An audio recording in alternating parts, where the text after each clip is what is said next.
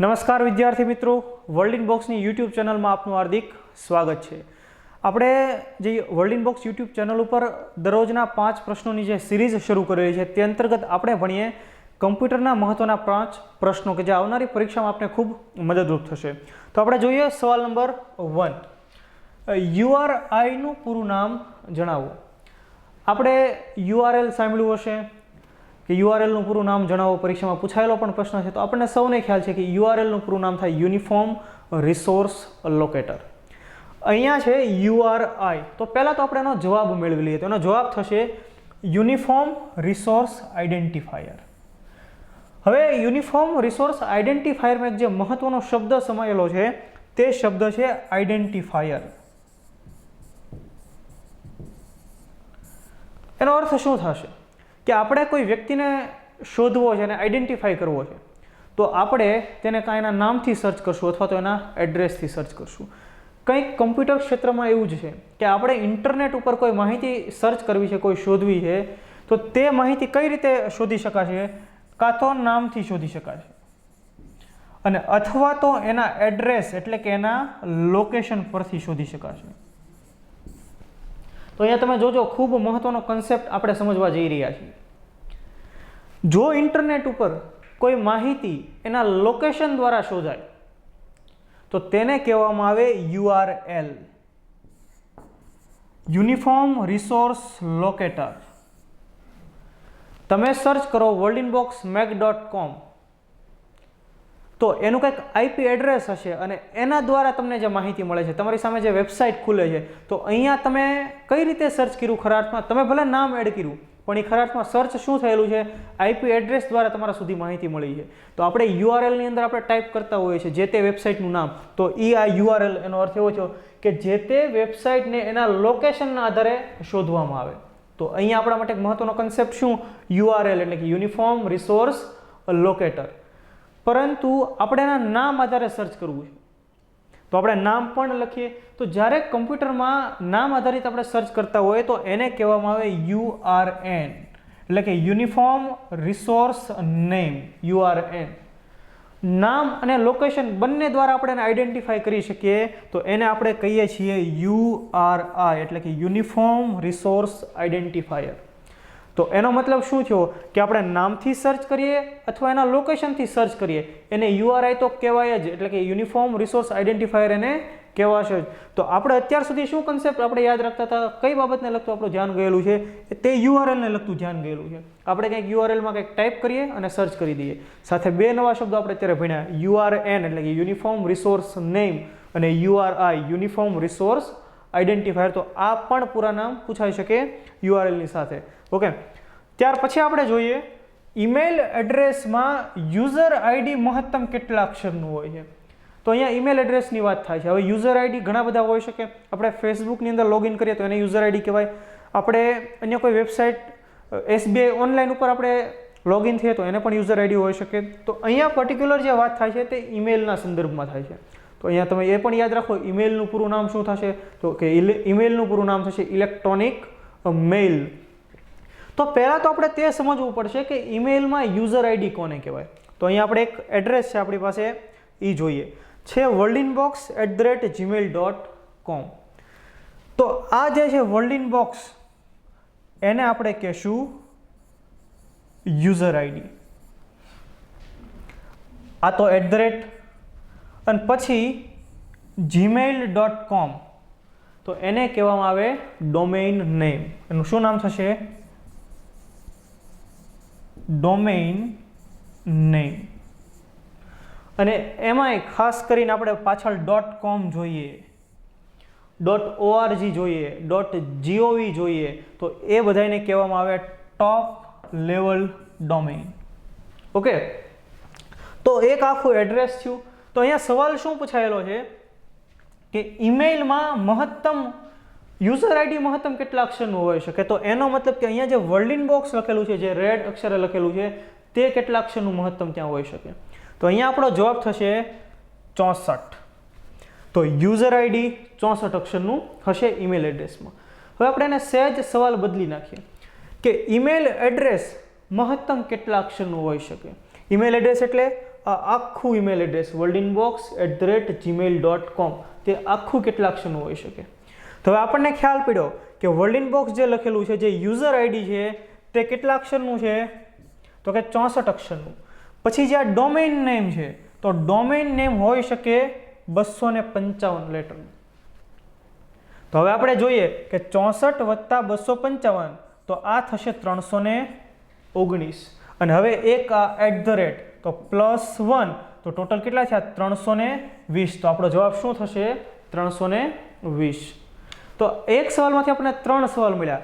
User ID કેટલા અક્ષરનું મહત્તમ હોઈ શકે? 64 અક્ષરનું. ડોમેઇન નેમ કેટલા અક્ષરનું હોઈ શકે? તો કે મહત્તમ 255 અક્ષરનું હોઈ શકે. જ્યારે સંપૂર્ણ ઈમેલ એડ્રેસ કેટલા અક્ષરનું હોઈ શકે? તો કે 320 અક્ષરનું હોઈ શકે. તો આ વાત થઈ ઈમેલ એડ્રેસના યુઝર આઈડી વિશે. કે આધુનિક કમ્પ્યુટરના પિતા તરીકે કોને ઓળખવામાં આવે છે? તો અહીંયા આપણો જવાબ થશે એલન ટ્યુરિંગ. આપણને એમ થશે ચાર્લ્સ બેબેજ હમણાં આવશે, તો કે નહીં. ચાર્લ્સ બેબેજને આપણે કમ્પ્યુટરના પિતા તરીકે ઓળખીએ છીએ. કેમ? તો કે એમણે 1833ની સાલમાં એનાલિટિકલ એન્જિનની શોધ કરેલી. હવે એની અંદર માહિતીનો સંગ્રહ થઈ શકતો એવી કંઈક વ્યવસ્થાઓ હતી. વર્તમાન કમ્પ્યુટર જે પ્રિન્સિપલ ઉપર કામ કરે છે કે આપણે કંઈક ઇનપુટ આપીએ, એમાં કંઈક આઉટપુટ આપણને મળે, તો એવી પ્રકારની પદ્ધતિ તે ચાર્લ્સ બેબેજ દ્વારા બનાવેલા કમ્પ્યુટરની અંદર હતી. પરંતુ ખાસ કરીને એલન ટ્યુરિંગ છે એને શા માટે ફાધર ઓફ મોડર્ન કમ્પ્યુટર તરીકે ઓળખવામાં આવે છે, આધુનિક કમ્પ્યુટરના પિતા તરીકે ઓળખવામાં આવે છે? તો કે એમણે એક મહત્વના કન્સેપ્ટ ઉપર કામ કર્યું છે, અને તે કન્સેપ્ટ કયો છે? કમ્પ્યુટેબલ નંબર્સ.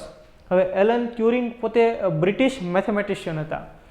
એમણે એવો કંઈક સિદ્ધાંત રજૂ કર્યો, એવો કંઈક પ્રિન્સિપલ રજૂ કર્યો કે એવું મશીન હોવું જોઈએ કે જે નંબર્સ કેલ્ક્યુલેટ કરી શકે ને એના આધારે કામગીરી કરી શકે. ભલે યુઝર ગમે તે રીતે ઇનપુટ આપે, પરંતુ મશીન નંબરના આધારે, અલ્ગોરિધમના આધારે કામ કરતું હોવું જોઈએ, એમાંથી તે આઉટપુટ આપતું હોવું જોઈએ, કે જેમાં વર્તમાન ડિજિટલ કમ્પ્યુટર જે સિદ્ધાંત ઉપર કામ કરે છે. અને તે એલન ટ્યુરિંગના એ રિસર્ચને કારણે, તેમના એ ઇન્વેન્શનને કારણે એલન ટ્યુરિંગને ફાધર ઓફ મોડર્ન કમ્પ્યુટર એટલે કે આધુનિક કમ્પ્યુટરના પિતા તરીકે ઓળખવામાં આવે છે. આપણે યાદ રાખીએ, ચાર્લ્સ બેબેજને આપણે શું કહીએ છીએ? કમ્પ્યુટરના પિતા તરીકે. એમણે કમ્પ્યુટર ક્ષેત્રની અંદર ઘણી બધી કામગીરીઓ કરેલી છે. એનાલિટિકલ એન્જિન, ડિફરન્સ એન્જિન વગેરે તેમણે બનાવેલા છે. કંઈક આપણે ઇનપુટ આપશું, કંઈક આપણને આઉટપુટ મળશે. પરંતુ વર્તમાન જે મોડર્ન જે કમ્પ્યુટર કામ કરે છે, એના જે નંબર્સને આધારે જે કામગીરી થાય છે, એમાં મહત્વનો ફાળો કોણે આપેલો છે? એલન ટ્યુરિંગે આપેલો છે. આ એલન ટ્યુરિંગના નામ ઉપરથી ટ્યુરિંગ પુરસ્કાર પણ આપવામાં આવે છે. એ ટ્યુરિંગ પુરસ્કારને કમ્પ્યુટરની દુનિયાનો નોબેલ પુરસ્કાર તરીકે પણ ગણવામાં આવે છે. વર્ષ 1966થી તેની શરૂઆત કરવામાં આવેલી. તો તમે લોકો એક કમેન્ટ બોક્સની અંદર કમેન્ટ મારશો કે ફર્સ્ટ ટ્યુરિંગ પુરસ્કાર કોને એનાયત કરવામાં આવેલો 1966માં.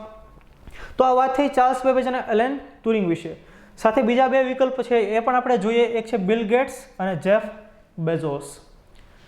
હવે બિલ ગેટ્સ, જેફ બેઝોસ વર્તમાનની અંદર આઈટી ક્ષેત્રના, કોમ્પ્યુટર ક્ષેત્રના મોટા માથાઓ ગણી શકાય. ખૂબ સારી બધી કામગીરી કરેલી છે. તો પહેલાં તો બિલ ગેટ્સ અને જેફ બેઝોસની કંપનીના નામ આપણે યાદ રાખી લઈએ. તો બિલ ગેટ્સ દ્વારા કઈ સંસ્થાની સ્થાપના કરવામાં આવેલી છે? તો એમના દ્વારા જે સંસ્થાની સ્થાપના કરાયેલી છે તે છે માઇક્રોસોફ્ટ. માઇક્રોસોફ્ટ કોર્પોરેશન 4 એપ્રિલ 1975ના રોજ માઇક્રોસોફ્ટની સ્થાપના કરેલી. બિલ ગેટ્સ અને એના એક સાથી મિત્ર હતા પોલ એલન, એ બંને ભેગા મળીને. જ્યારે જેફ બેઝોસે કઈ સંસ્થાની સ્થાપના કરેલી છે? તો કે જેમાંથી આપણે ઘણી બધી વસ્તુઓ ઓનલાઈન મંગાવતા હોઈએ છીએ, એમેઝોન.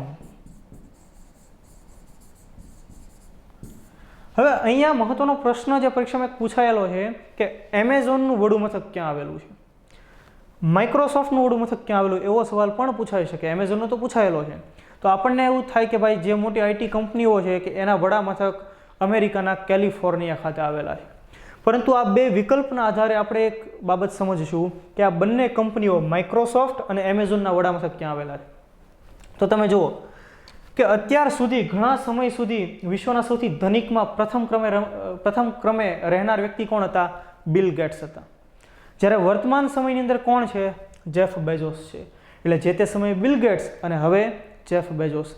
તો આ દુનિયાના જે ધનિક લોકો છે, જેફ બેઝોસ અને બિલ ગેટ્સ, એની જે કંપનીઓ છે એમેઝોન અને માઇક્રોસોફ્ટ, એના વડામથક આવેલા છે વોશિંગ્ટન ડીસી ખાતે, જે અમેરિકાનું કેપિટલ છે. તો પરીક્ષામાં મહત્વની બાબત આપણને યાદ રહી જાય કે વિશ્વના 2 ધનિકો જેફ બેઝોસ, બિલ ગેટ્સ, એમની કંપનીઓ અને એ કંપનીઓના વડામથક ક્યાં છે? વોશિંગ્ટન ખાતે.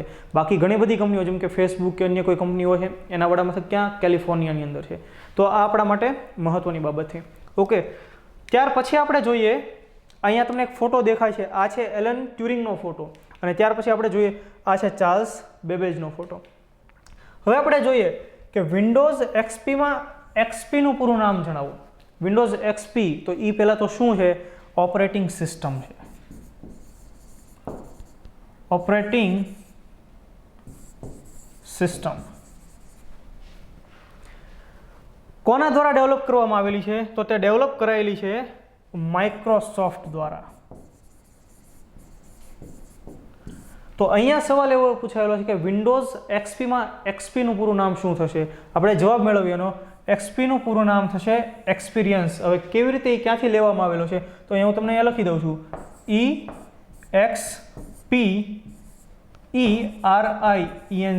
તો આજે એનો જે સ્પેલિંગ મેં લખ્યો અહીંયા, તો એમાં અહીંયા તમને એક્સપી દેખાય છે, તે એક્સપી અહીંયા દર્શાવેલું છે.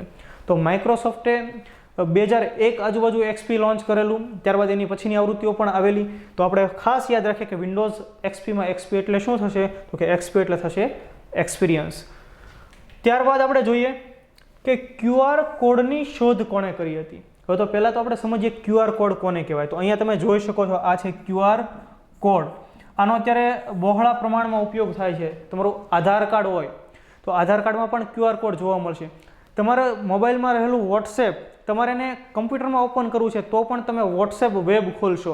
વોટ્સએપ વેબ ખોલશો, તમારા મોબાઈલમાં તમે વોટ્સએપ ઓપન કરશો અને પછી એમાંથી QR કોડ સ્કેન કરશો અને તમારું વોટ્સએપ ક્યાં ખુલી જશે? તમારા મોબાઈલમાં રહેલું વોટ્સએપ તમારા ડેસ્કટોપમાં કે તમારા લેપટોપમાં ખુલી જશે. તો આ કઈ કરામત છે? QR કોડની કરામત છે.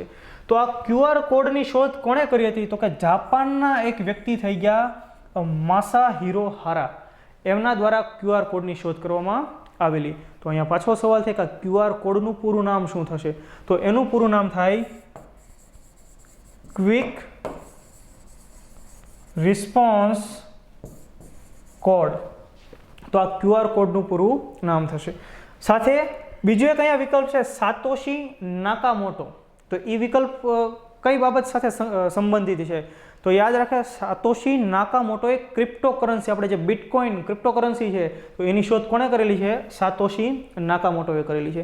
અને ત્યાર પછી નોર્મન જોસેફ વુડલેન્ડ અને જ્યોર્જ લોરેર, તો એ બંને બારકોડ, આપણે કોઈ પણ પ્રોડક્ટ ખરીદીએ, મોલમાં ખરીદી કરવા જઈએ તો ત્યાં બારકોડ હોય, બારકોડ રીડર હોય, એનાથી સ્કેન કરે એટલે તરત જ તે ડિટેલ આવી જાય જે તે પ્રોડક્ટની. તો એ જે બારકોડ આખી જે સિસ્ટમ છે એના વિશે સંશોધન ક્ષેત્રે કોણે ફાળો આપેલો છે?